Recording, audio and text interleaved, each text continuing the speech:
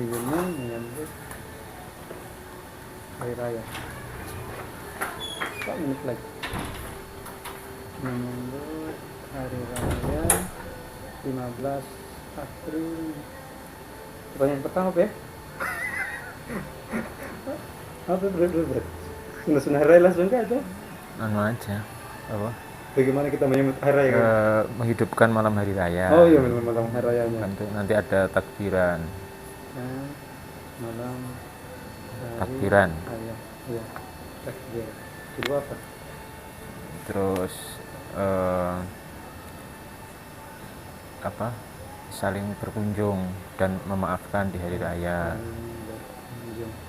Oh yang mungkin setelah sunnah ini, sunnah Idul Fitri.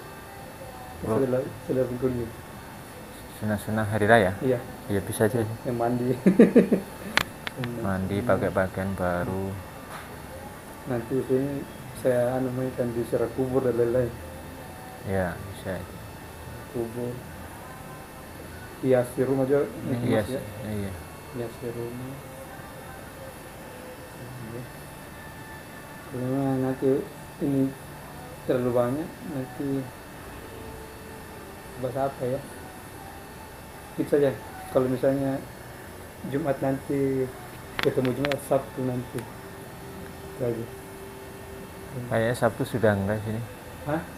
Maksudnya sudah enggak? Ini terakhir kan? Terakhir maksudnya kalau ketemu Jumat hari raya atau Sabtu nanti penghitungannya gitu. Yang tadi yang kalau hari raya hari Jumat. Datang bos kita. 3 menit lagi. Saya tunggu gitu, tidak ada kita dekat. Aduh, kalau kejar waktu lagi. Itu udah buka puasa kamu, makin dekat. Beli lagi jadi. Berapa menit? 5 menit? 2 menit, 1 menit lagi. 1 menit lagi. Ini mati kan? Wih, belum kasih baru. Udah bunyi? Ya, 1 menit lagi. Besar atas suaranya. Saya kasih judulnya apa? Tentang apa? Menyambut hari raya. Menyambut hari raya. Sudah Idul Fitri, kita beli di kue. Itu berjalan.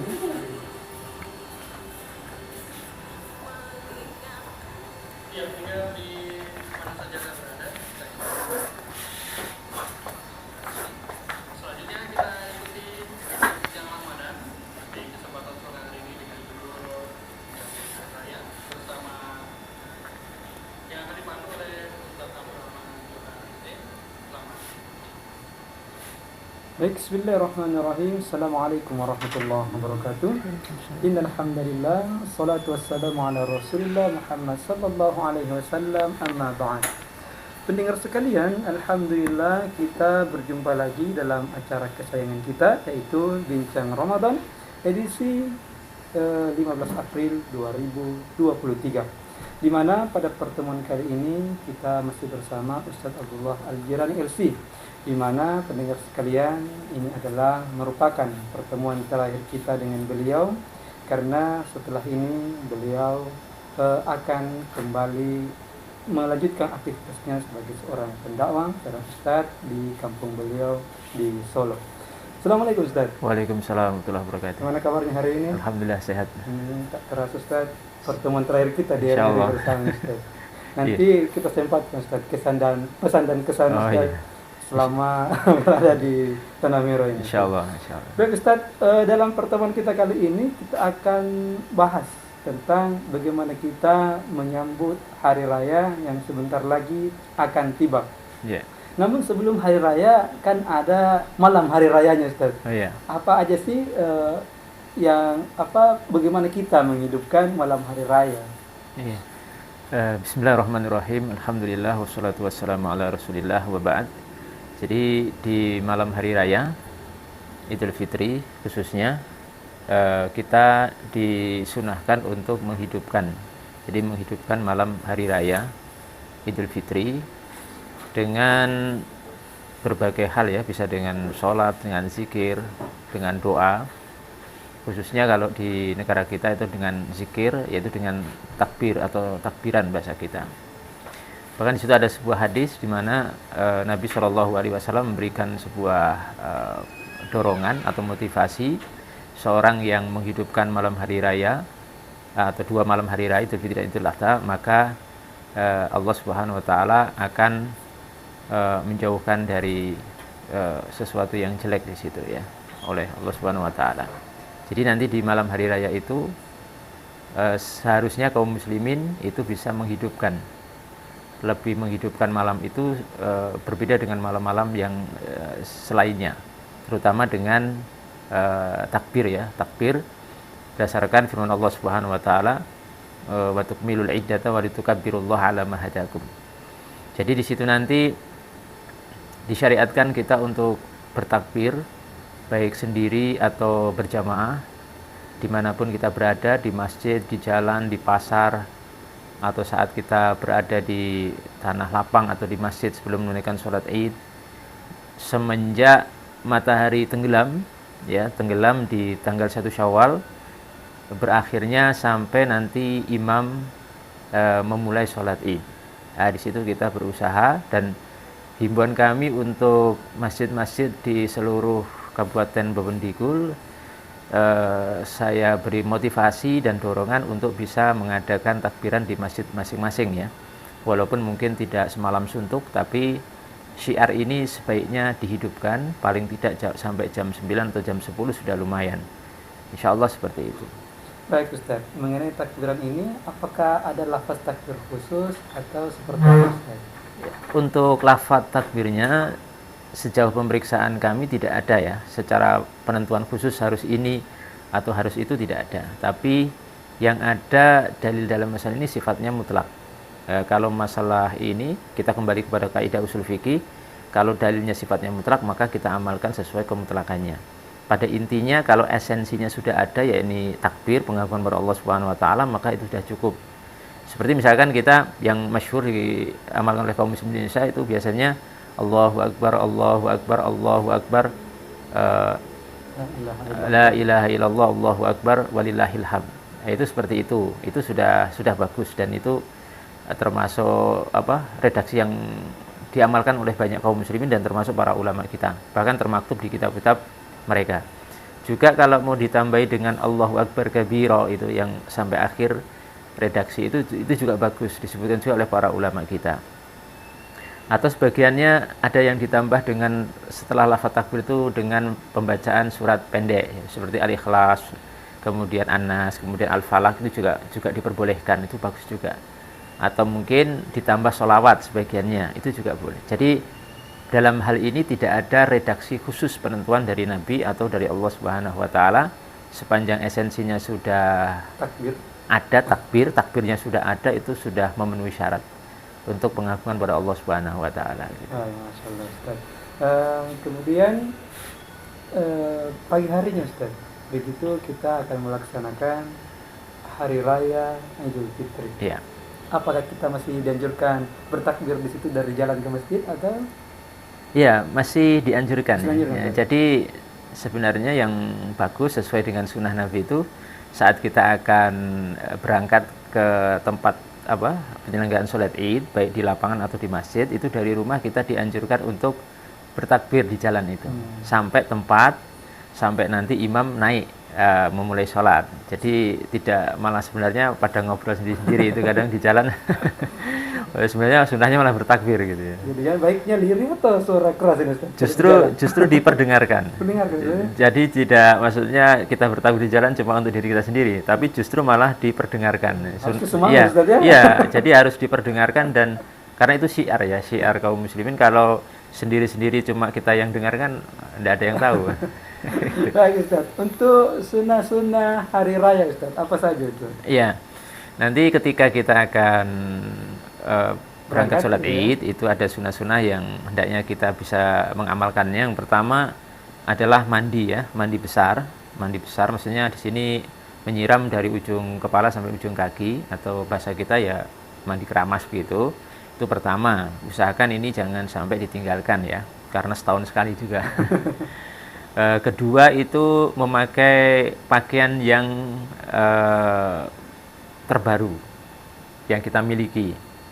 Jadi kalau di hari raya itu lebih ditekankannya pakaian baru, bukan pakaian putih. Kalau yang putih dan baru bagus. Tapi seandainya ada yang bagus tapi bukan putih, dan yang putih itu sudah agak kucel atau sudah lama, itu lebih baik pakai pakaian yang baru walaupun tidak putih warnanya. Pakaian baru, kemudian memakai minyak wangi, ya, memakai wangi-wangian untuk laki-laki. Kalau untuk perempuan, kalaupun harus pakai minyak wangi, pakai saja minyak wangi yang sifatnya baunya tidak menyebar. Jadi hanya untuk dirinya sendiri. Semacam deodoran, Ustaz. Ya, benar. Jadi jangan sampai nanti kalau tidak pakai seperti itu baunya yang menyebar, malah bau yang tidak enak, tadi mengganggu jamaah yang lain. Itu pakai minyak wangi, kemudian usahakan ketika akan berangkat ke sholat id itu makan dulu. Oh, makan dulu, Ustaz? Ya, makan dulu. Sunnahnya itu kalau bisa kurma. Kalau ada kurma ya, kurma itu, dan jumlahnya ganjil, 1 atau 3 atau 5. Itu kurang lebih itu. Selain kurma tidak apa-apa, Ustaz? Boleh juga selain kurma. Kalau kadang ada orang yang nggak bisa makan pagi kurma, ya silahkan makan lain. Kalau cuma minum saja, Ustaz, tidak apa-apa? Minum sudah cukup. Oh, sudah cukup. Sudah cukup. Kalau bisa makan ya makanan ringan itu juga bagus itu.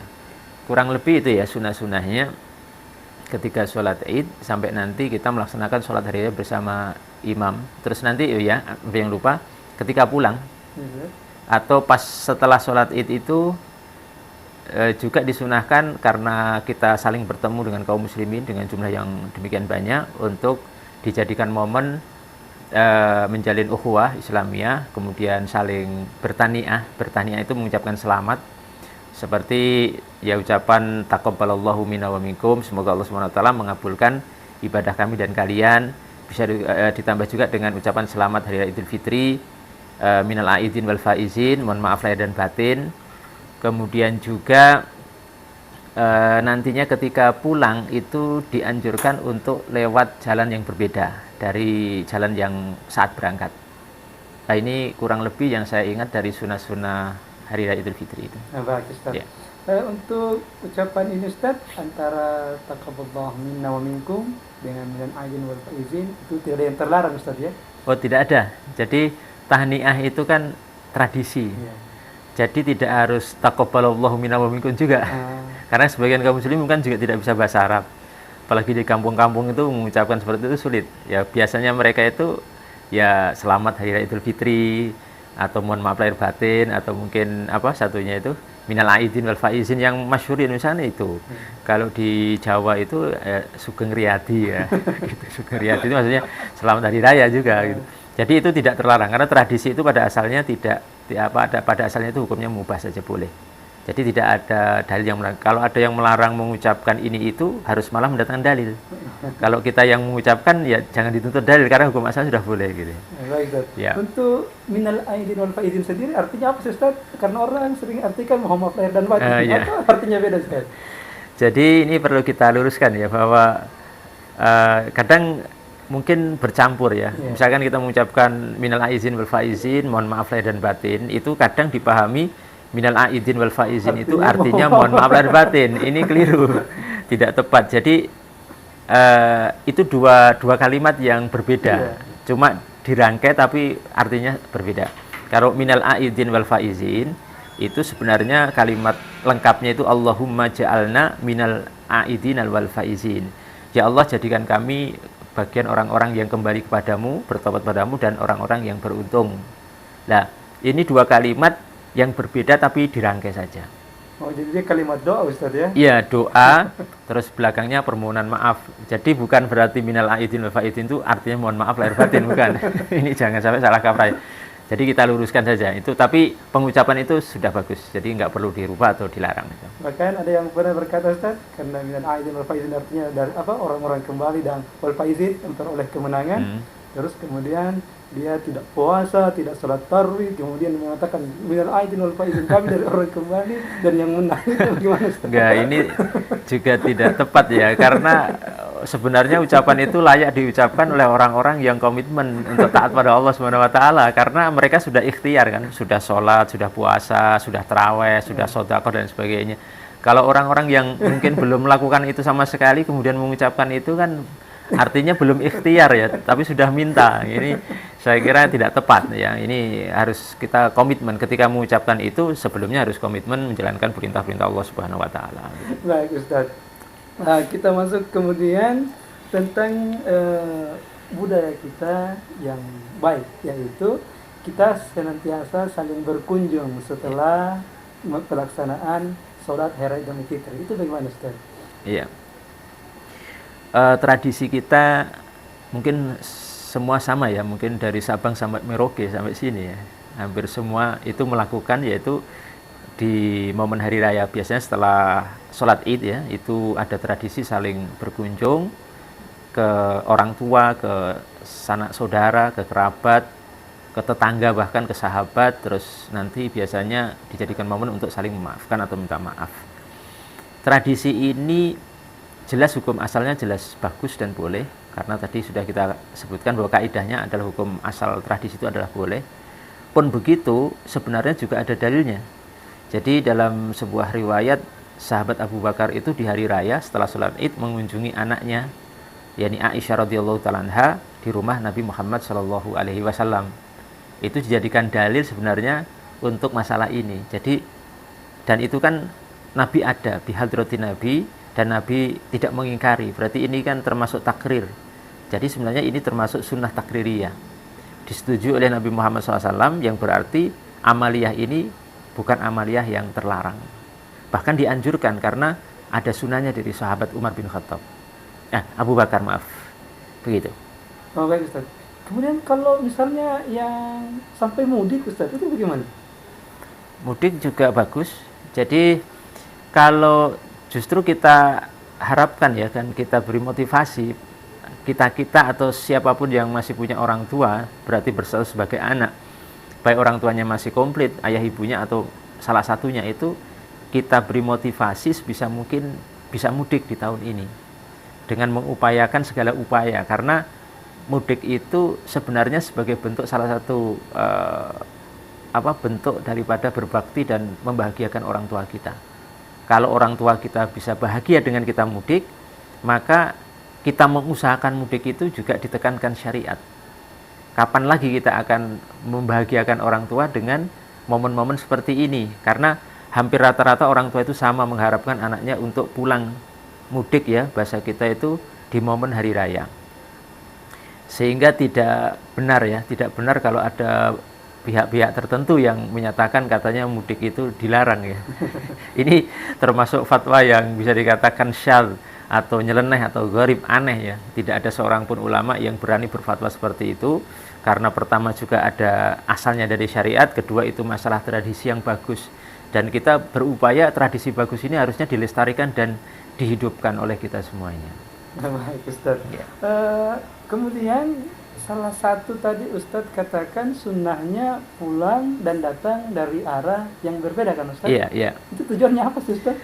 Tujuannya disebutkan oleh Al-Hafidz Ibnu Hajar rahimahullah ta'ala dalam Fathul Bari, itu bisa untuk mengunjungi sekalian, mengunjungi kerabat yang masih hidup. Jadi mungkin kerabat kita yang mungkin di jalan itu terlewati, di jalan yang berbeda, jadi ketika pulang itu. Kedua, untuk mengunjungi kerabat ataupun saudara atau bahkan orang tua kita yang sudah wafat. Jadi pulang dari pulang dari sholat id itu, kalau melewati makbarah atau kuburan orang tua kita misalkan, sekalian ziarah kubur begitu. Oh, jadi ada memang sunnah untuk ziarah kubur? Iya, jadi malah disunahkan kita itu ketika pulang dari sholat id, kalau memang kuburannya ya, makbarah orang tua kita misalkan itu lewat jalur itu atau paling tidak dekatlah dari jalur itu disunahkan langsung ziarah kubur. Itu keterangannya bisa dibaca di Fathul Bari dari pernyataan Al-Hafidz Ibnu Hajar rahimahullahu ta'ala. Karena itu memakai keumuman dalil keutamaan dan anjuran ziarah kubur. Salah satu momen yang dipakai adalah saat pulang daripada sholat id itu.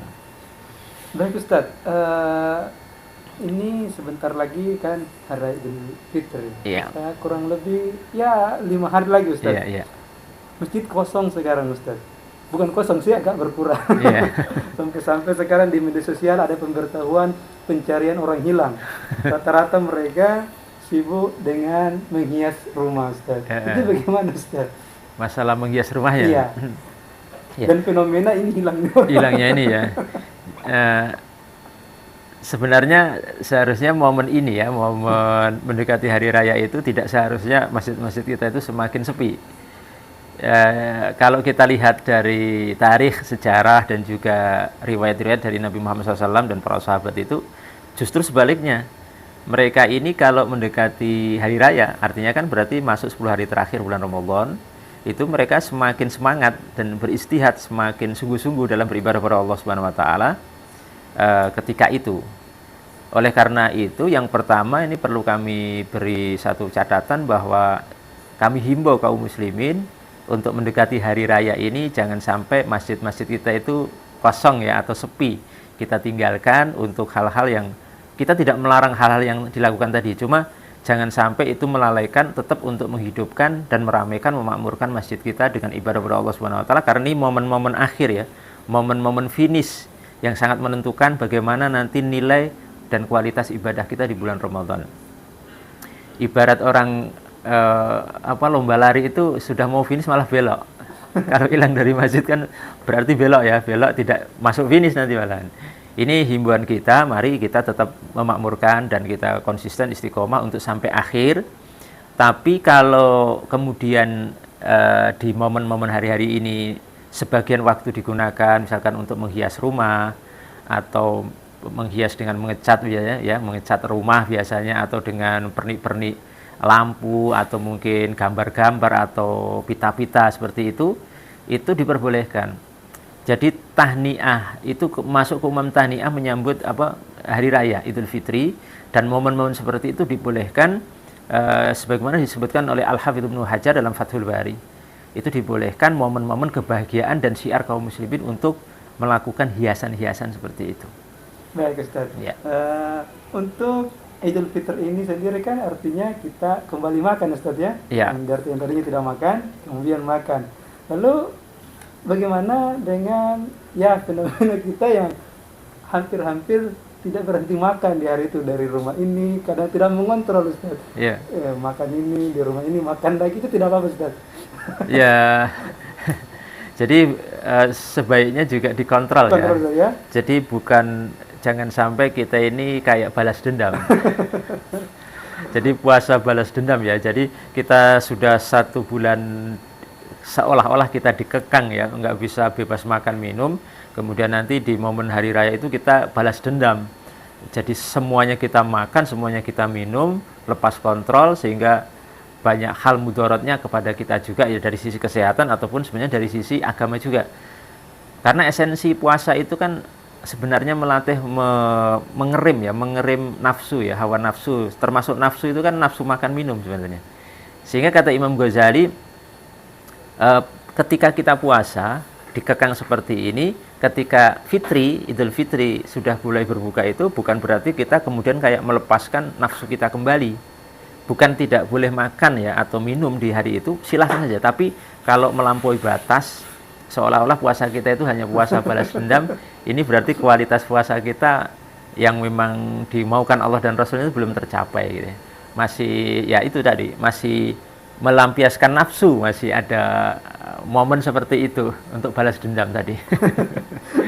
Bagus, bahkan ada fenomena anak-anak remaja yang iseng ini, karena kan biasanya yang penyedia rumah mempersilahkan semua makan apa saja yang ada di situ. Yeah. Tapi ketika pemilik rumah kadang masuk sedikit ambil air, mereka tiba-tiba mengambil toples simpan di saku. Itu bagaimana? Apa termasuk mencuri atau bagaimana sih? Ya, kalau mencuri sih tidak ya. Tidak, ya? Kalau sudah dipersilahkan ya, kalau sebagai tamu itu kalau dikatakan mencuri tidak. Iya. Cuma menurut saya sih kurang etis. Karena kita ketika bertamu itu kan etikanya ya, etika. Karena tentunya sebenarnya maunya tuan rumah itu, sahibul bait itu menyediakan itu untuk dimakan di situ ya. Jadi tidak etis kalau kemudian kita bawa, kita ambil, kita kantongi sebanyak mungkin untuk kita bawa pulang. Itu dari sisi adab ya, jadi adab kurang bagus ya, karena memang dalam bertamu itu dalam Islam diatur ya, sebagai tamu atau sebagai tuan rumahnya gitu. masih mending kalau ambil kacangnya Ustaz, karena sama toplesnya juga. Ini nanti tuan rumah yang bangkrut ya, bisa merasa kehilangan, ini kok makanan saya hilang semua. Baik Ustaz. Untuk 1 Syawal nanti sendiri itu belum bisa dipastikan Iya. kapan 1 Syawal. Namun ada ormas tertentu yang telah menetapkan jatuhnya itu pada hari Jumat. Iya. Namun tidak menutup kemungkinan nanti pada hari Sabtu. Yang jadi pertanyaan saya, kalau misalnya 1 Syawal ini jatuh pada hari Jumat Ustaz, maka bertemu 2 hari raya, yaitu hari raya Idul Fitri pagi, siangnya salat Jumat. Iya. Apakah ada keringanan untuk tidak salat Jumat atau tidak usah salat Jumat atau wajib salat Jumat? Iya. Ada kemungkinan juga ya, karena sebagian ormas, kalau tidak salah kawan-kawan kita dari Muhammadiyah itu sudah menentukan hari Jumat kayaknya, begitu. Kalau dari pemerintah kira-kira Sabtunya tanggal 22 ya, Sabtunya tanggal 22, cuma tetap nanti kan harus ru'yah juga, dan ada kemungkinan juga jatuh hari Jumat, bisa jadi. Nah, seandainya nanti kita jatuhnya hari Jumat, ternyata kan ada 2 hari raya sebagaimana yang ditanyakan tadi, itu bagaimana terkumpul 2 hari raya antara sholat Jumat dan sholat Id, apakah kita masih wajib untuk sholat Jumatan kalau ketika paginya sudah sholat Id? Dalam hal ini kita tetap wajib sholat Jumat. Wajib Ustaz? Tetap wajib sholat Jumat walaupun paginya sudah sholat Id. Sebab yang pertama, sholat Id itu hukumnya sunnah, sedangkan sholat Jumat hukumnya wajib. Sesuatu amalan yang sunnah tidak mungkin bisa menggugurkan sesuatu yang wajib. Itu kaidahnya para ulama kita. Kemudian kedua, memang ada riwayat yang seakan-akan atau seolah sekilas itu memberikan rukhsah secara mutlak kepada orang yang sudah hadir sholat Id untuk tidak sholat Jumat.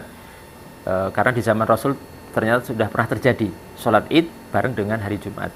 Kemudian waktu itu ada sahabat yang ikut hadir bersama Rasul, kemudian ditanya sahabat lain, bagaimana apa yang dilakukan Rasulullah SAW ketika itu?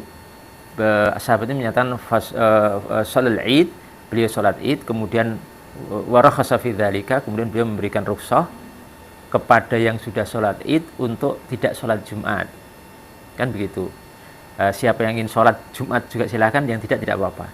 Namun riwayat ini kita telusuri di riwayat lain, yang dimaksud diberikan rukhsah atau keringanan untuk tidak sholat Jumat itu hanya khusus orang-orang yang tinggal jauh dari tempat-tempat sholat Id ataupun penyelenggaraan sholat Jumat.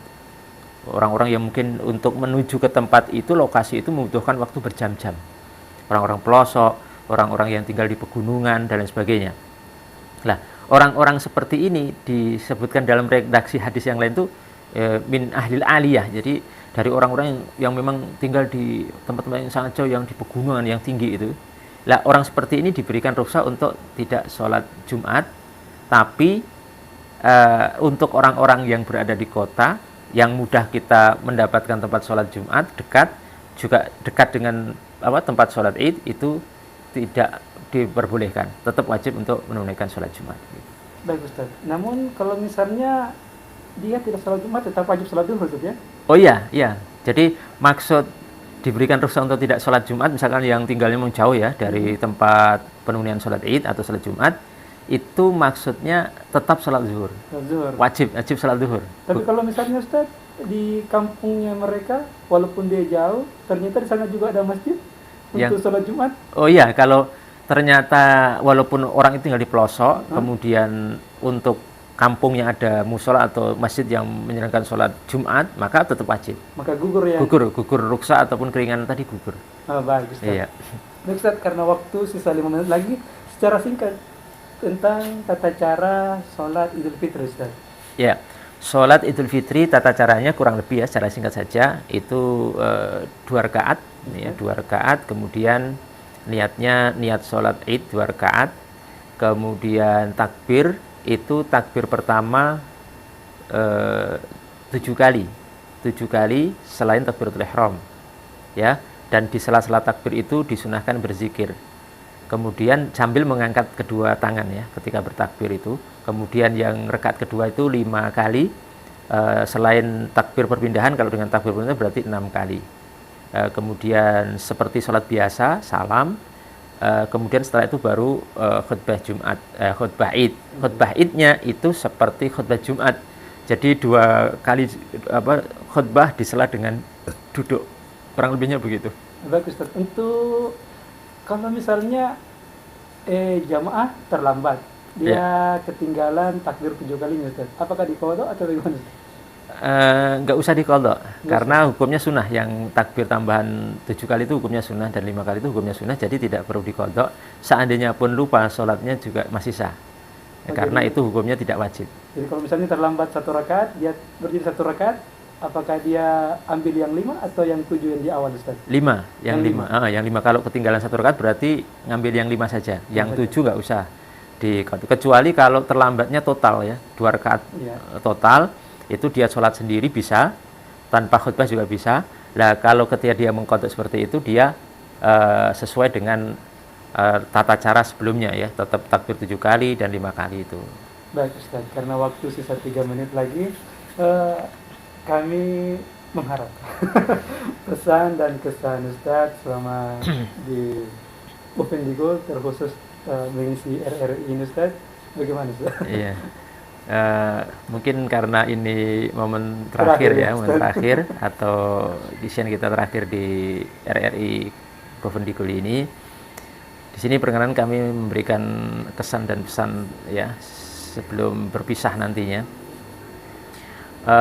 Pertama, saya merasa dan memperhatikan bahwa alhamdulillah semangat kaum muslimin di Kabupaten Bovendigul, khususnya Tanah Merah ini cukup bagus ya. Masjid-masjid selama Ramadan itu rata-rata juga semangat dan jumlah jamaahnya banyak, kemudian beribadah juga bagus ya, semangat, kemudian aktivitas-aktivitas keagamaan di bulan Ramadan ini juga bagus ya, seperti buka puasa bersama, seperti kajian TPA, kemudian kultum, kemudian juga pembayaran zakat, itu secara umum alhamdulillah itu sangat menggembirakan sekali di Kabupaten Bovendigul, secara khusus Tanah Merah. Itu sudah luar biasa, dan mudah-mudahan kedepannya akan semakin meningkat ini semangat kaum muslimin yang mungkin tahun ini belum, mudah-mudahan tahun depan bisa ikut berserikat dalam kebaikan ini. Kemudian untuk pesannya untuk pesannya buat kami yang akan ditinggalkan Ustaz. Untuk pesannya, jangan sampai lupa untuk terus belajar dan belajar menuntut ilmu dari para ustadz, para dai, tentunya para dai dan ustadz yang punya kapasitas dan manhaj yang lurus, yang bagus, yang benar, yang moderat, bukan orang-orang yang ekstrim dalam beragama. Kemudian jangan sampai kita lepas dari aktivitas belajar dengan media lain juga ya, mungkin dengan buku atau dengan fasilitas sekarang internet atau media sosial dan seterusnya, karena memang kontrol kita terhadap pengamalan agama ini hanyalah dengan ilmu agama ya, dengan ilmu agama, dan juga untuk membentengi hal-hal yang buruk itu juga dengan ilmu agama. Kemudian jangan lupa banyak berdoa pada Allah Subhanahu wa taala, terus mendekat kepada para alim ulama, kemudian semangat dalam menjalankan perintah Allah Subhanahu wa taala dan Rasulnya, menghidupkan sunnah Nabi Muhammad SAW. Semoga dengan ini semuanya kita akan diberikan barokah dan semakin baik, dan kedepannya kaum muslimin di sini akan semakin meriah lagi, insyaallah. Amin ya rabbal alamin. Kami mewakili keluarga besar Radio Republik Indonesia Bovendigul 9,3 FM mengucapkan terima kasih atas kehadiran Ustadz selama Ramadan mengisi di sini. Ya, dan sedikit lagi mungkin ada yang lupa saya, kalau mungkin selama mengisi di RRI Bovendigul di sini ada kesilafan ataupun kesalahan atau kata-kata yang kurang berkenan di hati para pendengar atau kru RRI, kami mohon maaf yang sebesar-besarnya. Ini yang penting, dan terakhir minta maaf yang penting. Untuk pendengar Ustaz? Iya, termasuk pendengar juga ya. Untuk pendengar itu kalau ada kata-kata mungkin kita yang kurang berkenan, tidak enak di hati, jangan dimasukkan hati ya. Kita saling menghalalkan dan saling memaafkan di bulan suci ini, insya Allah. Semoga masih bisa bertemu di lain kesempatan. Mudah-mudahan Allah mudahkan, insya Allah, amin. Baik pendengar sekalian, karena tak terasa sudah setengah jam kita bersama. Insya Allah kita masih akan bertemu dalam kesempatan yang lain, dalam acara program yang lainnya. Doakan kami semoga istiqomah dalam menyampaikan ilmu. Subhanakallahumma wa bihamdika asyhadu an la ilaha illa anta astaghfiruka wa atubu ilaik. Walhamdulillahirabbil alamin. Sekian, wassalamualaikum warahmatullahi wabarakatuh. Waalaikumsalam. Pas. Saya pinjam kuana dulu.